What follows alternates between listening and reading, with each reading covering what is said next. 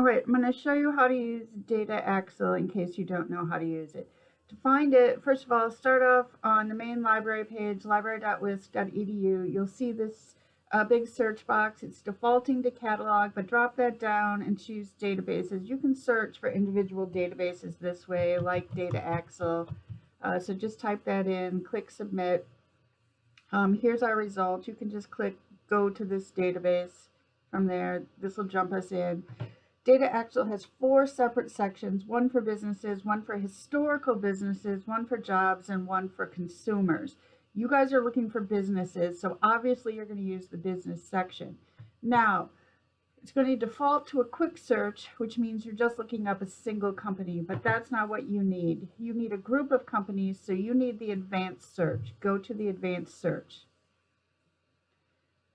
Okay, there we go. So once we're in, you're going to see record types. It's going to default to verified businesses. That's what you want. You want businesses that have been verified, that are actually businesses. It's not going to be perfect. Brand new businesses that have only been around for less than a year may not be in here simply because they haven't been verified yet. It's not perfect. It's the best we have though. Over on the left-hand side, you will see all the things we can limit our search by.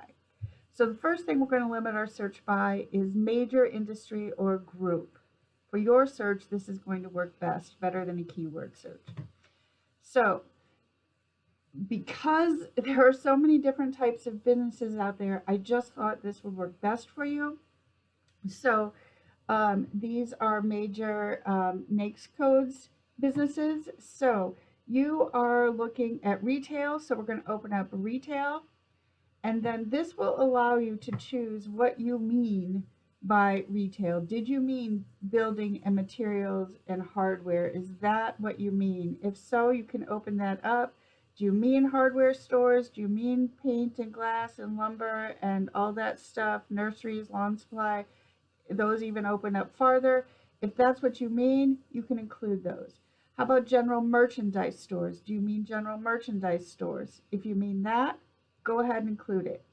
How about food stores? Are you talking about grocery stores? You know, candy and nut confectionery, retail, bakeries? Are you including those? If so, go ahead and include those. Automotive dealers? Did you mean automotive dealers? You know, maybe, maybe not. You know, again, this goes way into detail down below. You can choose if you meant that or not. Apparel and accessory stores, again, way more detail. If you meant that, you can include that. Home and furniture and furnishings. Again, you can see that radio, TV, and electronic stores all fall under home furnishings. So you can include those if you want. What about eating and drinking places? Did you mean the restaurants? Did you want to include those or not? You know, that's up to you whether or not you want to include those. You know, obviously there's a lot of those on State Street. You can include those if you want. Liquor stores, jewelry stores, gift stores, luggage stores, all those things. Did you want to include all of those? Florists, you know, how are you feeling about those? If you want to include all of those, you know, or just some of those, go ahead and include those. So once you've chosen all the things that you want, you can just leave it like that. Now, over on the left-hand side, it's also going to allow us to limit by geography. What you really want is a neighborhood. We're going to search by neighborhoods. This is going to work best for you. So if we scroll down and we choose Wisconsin and we choose a neighborhood, let's see. What we really want is State Street. So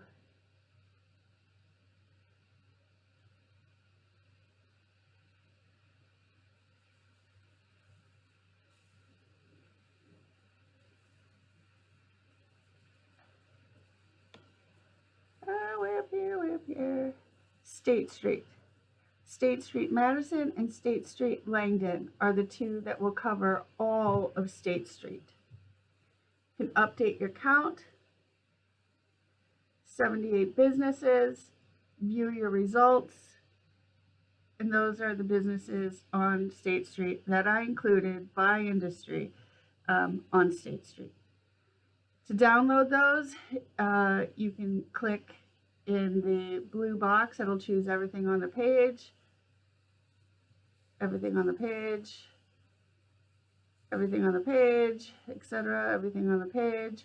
And then you go to download, leave it at comma delimited. You want a custom download. All of your choices on the left are choices. Everything on the right is what is selected. So automatically the address is selected. If there's something else you want to include, you can add it from over here. For example, if you want to include the neighborhood, you can include that. If there is a company website, maybe you want to include that. You probably don't care about their SIC or NAICS codes. You may, just so you know what these things actually are, you know, employee size, type of business, days they're open, who, you've already got the executive name up here, executive first name and last name, that's already included. This goes all the way down for 50 executives. You don't need 50 executives. They won't have 50 executives. But all kinds of interesting information if you want to include those. Then you can just click download. It'll download to Excel. Now, let's go back.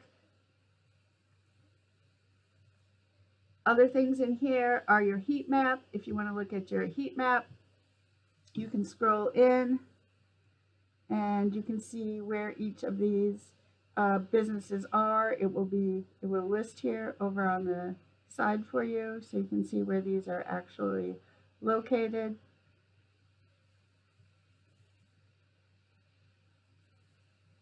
And your chart will tell you what they actually are. So you have 30 restaurants, 5 coffee shops, 3 book dealers, 3 jewelry stores, 2 pretzel places, 2 sports retailer, and 2 juice bars that are listed. And then it'll also put it in the chart for you down here. If you download it, it's only going to be downloaded as a JPEG or a PNG. So you might want to just snip it instead. That might just work better for you. Now that's to get just State Street. Obviously, if you want to do something larger in the Madison area, you're not going to do neighborhood, but you're either going to do city and state, or you're going to do the metro area, or you're going to do a radius. You know, you're going to do something different other than what I just did with neighborhood, if that makes sense. If you have any questions about how to use this database, please reach out to me and I'll be happy to show you how to do that.